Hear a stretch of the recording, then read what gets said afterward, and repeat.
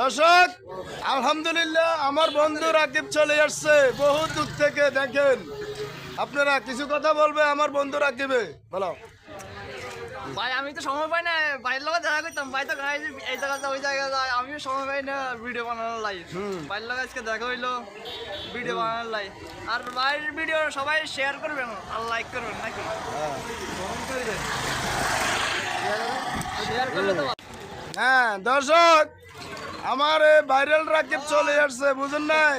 অন্তরের ভালোবাসা আছে তাই সবার মাঝে সে একটা কথা বলছে, আপনারা সব সময় আমার মাঝে টিকে থাকবেন, ইনশাআল্লাহ আপনাদের সফলতা হবে ইনশাআল্লাহ।